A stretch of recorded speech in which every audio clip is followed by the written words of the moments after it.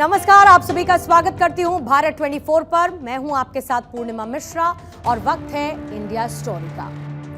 Film gangs of Wasseypur में विधायक रामाधीर सिंह का एक डायलॉग था कि हर किसी के दिमाग में अपनी पिक्चर चल रही है और हर कोई अपनी फिल्म का हीरो बनना चाहता है। ऐसे में मान लीजिए कि आप भी अपनी फिल्म के कोई हीरो हैं और अगर आप भारतीय हैं तो इस फिल्म का कलर और कलेवर कुछ बदला बदला सा नजर आएगा। इसी कलर और कलेवर को समझने के लिए आज हमने आंकड़ों के ऐसे फिगर निकाले हैं जो आपको घर बैठे बदलते भारत की एक नई स्टोरी क्लियर करेंगे, जिसे आज आपको बड़े ही इत्मीनान के साथ देखना चाहिए आज की इस इंडिया स्टोरी में।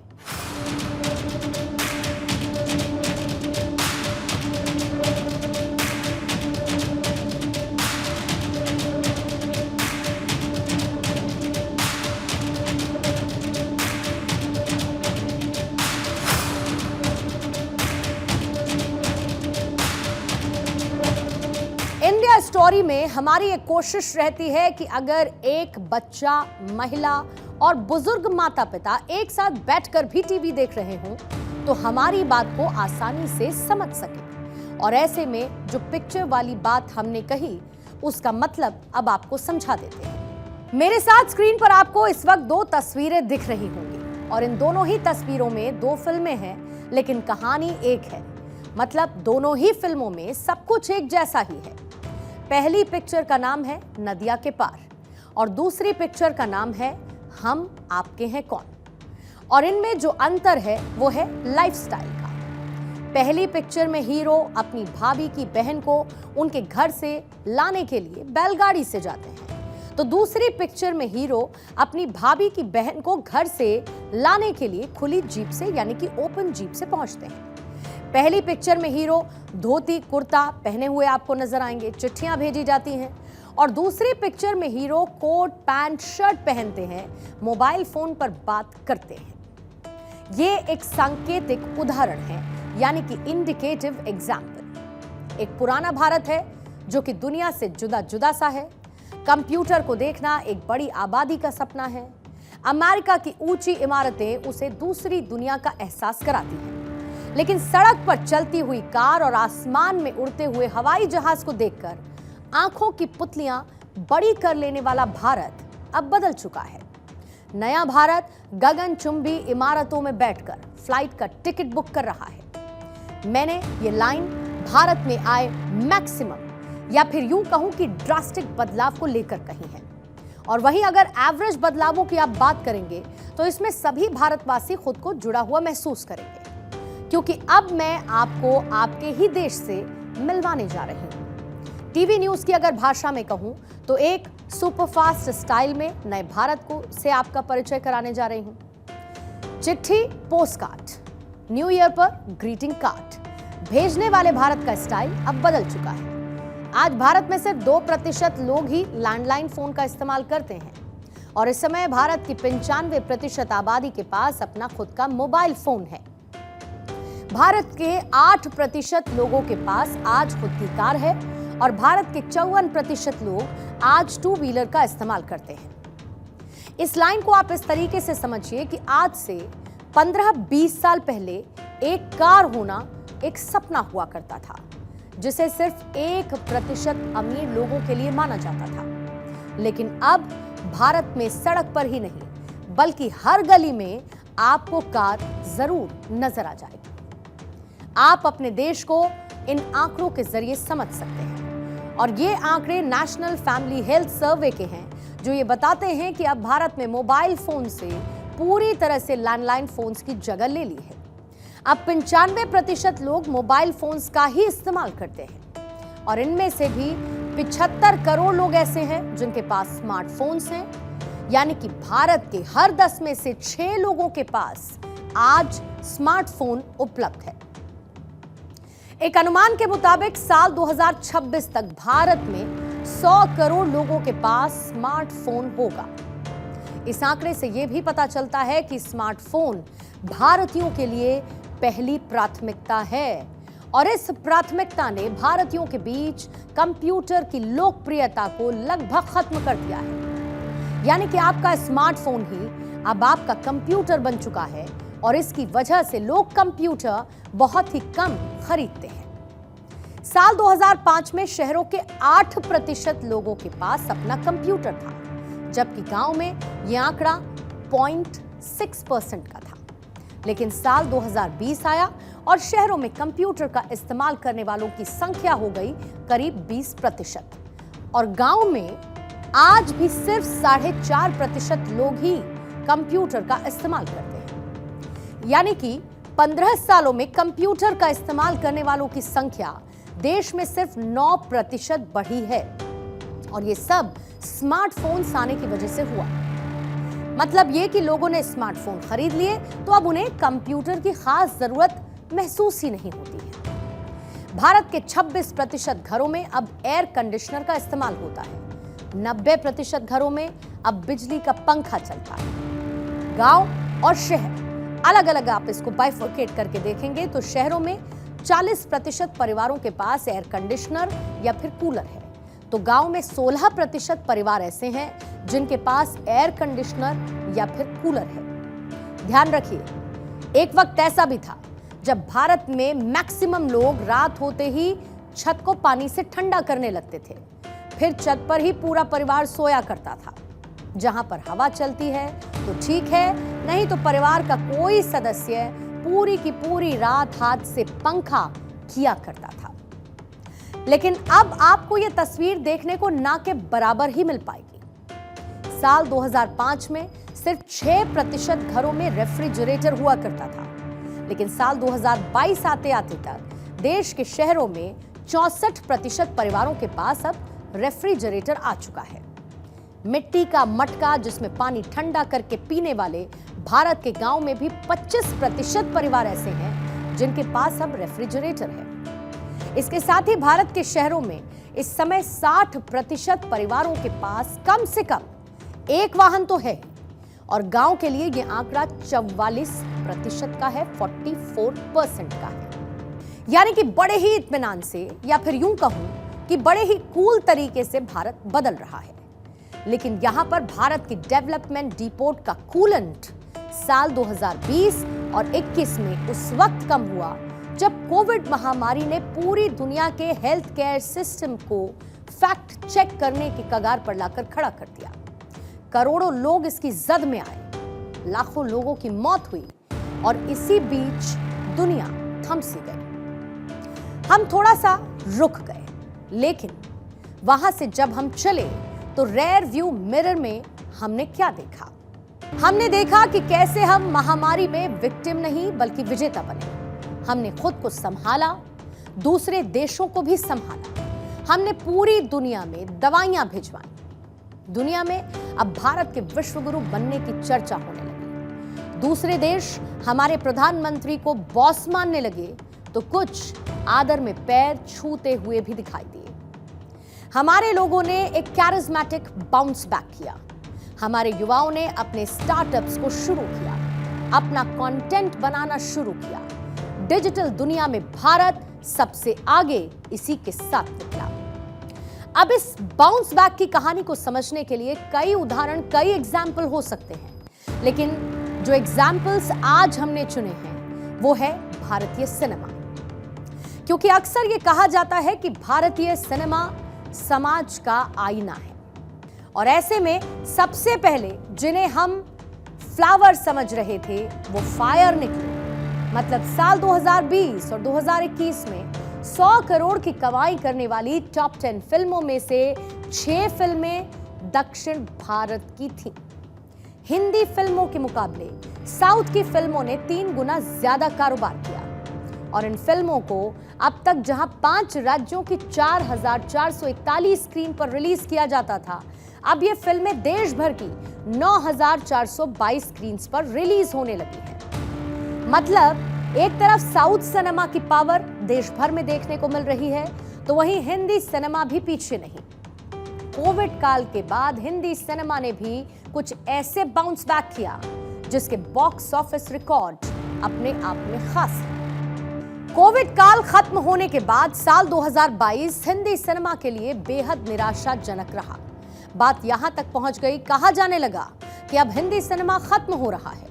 इसको लेकर कई तरीके के विश्लेषण किए जाने लगे। लेकिन साल 2023 में हिंदी सिनेमा ने कुछ इस तरीके की वापसी की कि पुराने सारे रिकॉर्ड तोड़ दिए। साल 2023 की शुरुआत हुई और रिलीज हुई शाहरुख खान की फिल्म पठान, जिसने सारे समीकरण पलट दिए। घरेलू बॉक्स ऑफिस पर फिल्म ने 500 करोड़ क्लब में एंट्री ली और दुनिया भर में भी 1000 करोड़ से ज्यादा की कमाई करते हुए हिंदी फिल्मों का दम दिखा दिया।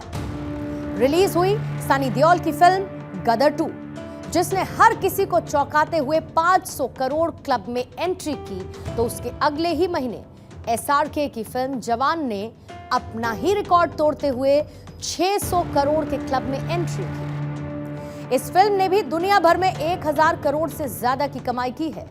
जबकि साल के आखिरी महीने में रिलीज हुई रणबीर कपूर की फिल्म एनिमल ने हैरत अंगेज तरीके से 500 करोड़ के क्लब में एंट्री करते हुए हर किसी को हैरान कर दिया। इस फिल्म ने दुनिया भर में भी 900 करोड़ रुपए से ज्यादा की कमाई की है। साल 2023 में बॉलीवुड की 4 फिल्मों में 500 करोड़ के क्लब में एंट्री करते हुए इस साल एक और फिल्म इस एलीट क्लब में जा पहुंची है और इसे हिंदी सिनेमा की जोरदार वापसी भी कहा जाएगा, क्योंकि इस दौरान कई हिंदी फिल्मों ने दुनिया भर में 1000 करोड़ रुपए से ज्यादा की कमाई भी की। यह सिलसिला इस साल भी जारी है। इस साल आई फिल्म स्त्री 2, जिसमें कोई बड़ा किरदार नहीं था। इस फिल्म के वर्ल्ड वाइड कलेक्शन की अगर आप बात करेंगे तो फिल्म ने 784 करोड़ रुपए की धमाकेदार कमाई कर डाली है और विदेशों में फिल्म ने अब तक 123 करोड़ का कलेक्शन कर लिया है। खास बात यह है कि इस फिल्म में कोई बड़ा सुपरस्टार नहीं था, लेकिन कंटेंट के दम पर फिल्म ने इतनी कमाई कर दी। अब इस सब को आप भारतीयों के बदले हुए लाइफस्टाइल से जोड़कर देखिए, जहां पर लोगों की परचेजिंग पावर बढ़ी है, यानी कि उनकी खरीद की क्षमता बढ़ी, साथ ही उनकी डिस्पोजेबल इनकम भी बढ़ी। डिस्पोजेबल इनकम यानी कि टैक्स वगैरह सब कुछ हटाने के बाद आपके पास जो एक मुश्त पैसा बचता है वो। बुक माई शो के डेटा के मुताबिक 13.5 मिलियन लोगों ने एंटरटेनमेंट इवेंट्स में हिस्सा लिया।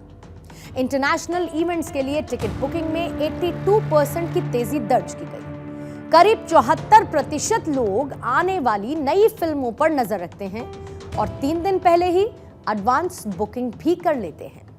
वहीं 35% जेनजी जनरेशन के युवा फर्स्ट डे फर्स्ट शो देखना प्रेफर करते हैं। 19% लोग हफ्ते में 1 या 2 बार ऑनलाइन फूड ऐप से खाना ऑर्डर करते हैं और ये चलन युवाओं के बीच बहुत तेजी के साथ बढ़ रहा है। 11% लोग दिन में 1 बार ऑनलाइन फूड ऑर्डर करते हैं और 8% लोग दिन में कई बार ऑनलाइन खाना ऑर्डर करते हैं। अब इन पूरे आंकड़ों का सार ये है कि भारत का एंटरटेनमेंट एपेटाइट बढ़ रहा है। भारत के लोग लग्जरी को पसंद कर रहे हैं और इसे आप भारतीयों के बढ़ते स्टैंडर्ड ऑफ लिविंग से भी जोड़कर देख सकते हैं। मतलब अब भारतवासी ऑनलाइन फूड ऑर्डर करते हैं, फ्लाइट्स में ट्रैवल करते हैं, मल्टीप्लेक्सेस में फिल्म देखने के लिए जाते हैं। लेकिन wait, it's just a beginning. अभी बहुत कुछ है जो करना बाकी है, क्योंकि भारत के बढ़ते हुए एंटरटेनमेंट एपेटाइट का डेटा तो आपने डाइजेस्ट कर लिया, लेकिन खाने के बाद जैसे कहते हैं कि कुछ मीठा हो जाए, तो आइए कुछ ऐसा आपको बताती हूं जो कुछ लोगों को आज शायद थोड़ा सा तीखा लगे, लेकिन ये जानकारी सरकार तक पहुंचाने के लिए आपके बीच इसकी चर्चा शुरू हो और इन सब के लिए जरूरी है इस पर बात करना, क्योंकि अगर हम बात ही नहीं करेंगे तो बदलाव आएगा कैसे। और ऐसे में आज हमने जिन जगह सुधारों की सबसे ज्यादा जरूरत महसूस की उसका एक डेटा निकाला है और वो भारत का परिवहन क्षेत्र है, जो कि बदलाव की मांग कर रहा है, क्योंकि परिवहन क्षेत्र देश की आर्थिक सेक्टर की रीढ़ की हड्डी होता है। और ऐसे में भारत में बदलावों की कहानी बिना ट्रक ड्राइवर्स की तकदीर बदले पूरी नहीं हो सकती है। दरअसल भारत में ट्रक का मतलब है वो खस्ता हाल वाहन जिसमें सामान लादकर एक जगह से दूसरी जगह पहुंचाया जा सके। इन ट्रक में ड्राइवर्स को ना तो आराम करने की सुविधा मिलती है, ना ही सुरक्षा की कोई गारंटी मिलती है। लेकिन भारत से करीब 11,000 किलोमीटर दूर इसी दुनिया में अमेरिका में ऐसा नहीं होता है। अमेरिका में ट्रक ड्राइवर होने का मतलब है शानदार जिंदगी जीना, अच्छे घर में रहना, महंगी गाड़ियां खरीदना और ऐसे ट्रक चलाना जो पूरी तरीके से सुरक्षित हो और सुविधाजनक भी हो, कंफर्टेबल भी हो। भारत में करीब 50 लाख ट्रक ड्राइवर हैं। अमेरिका में करीब 30,50,000 ट्रक ड्राइवर हैं। भारत में ट्रक औसतन करीब 20 किलोमीटर प्रति घंटे की रफ्तार से चल पाते हैं, लेकिन अमेरिका में ट्रक की एवरेज स्पीड करीब 88 किलोमीटर प्रति घंटे तक होती है। अमेरिका में 36,000 किलो तक का वजन ले जा रहे ट्रक के लिए निर्धारित मैक्सिमम स्पीड 104 से 136 किलोमीटर प्रति घंटे की है और भारत में ट्रक के लिए यह सीमा 40 से 50 किलोमीटर बराबर है। भारत के सुस्त और पुराने ट्रक एक दिन में सिर्फ 300 से 400 किलोमीटर की दूरी तय कर पाते हैं, जबकि अमेरिका में एक ट्रक ड्राइवर बिना थके 700 से 800 किलोमीटर की दूरी को तय कर लेता है। अमेरिका के 30,50,000 ड्राइवर्स में से 1,50,000 महिलाएं हैं और अगर आप भारत में देखेंगे तो आपको गिनी चुनी महिला ट्रक ड्राइवर्स नजर आएंगी। भोपाल की योगिता रघुवंशी को भारत की पहली महिला ट्रक ड्राइवर माना जाता है। योगिता ने साल 2000 में अपने पति की मौत के बाद ट्रक चलाना शुरू किया था।